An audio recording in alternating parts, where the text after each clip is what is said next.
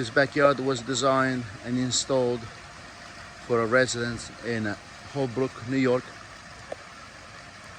We built a freeform vinyl pool with concrete walls. We created a sheer descent waterfall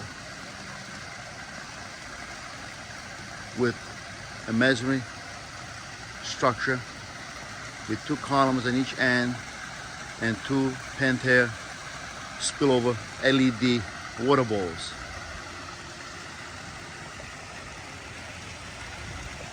The pool also has a Sundeck with the umbrella and lounge chairs made on purpose to be sitting in a liner in a swimming pool. Behind the pool we created a putting green, and also we filled the rest of the backyard with the synthetic turf.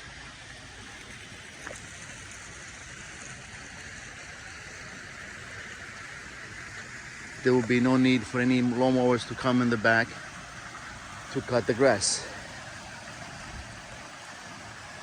The pool is 45 inches to 66 inches in the deep end.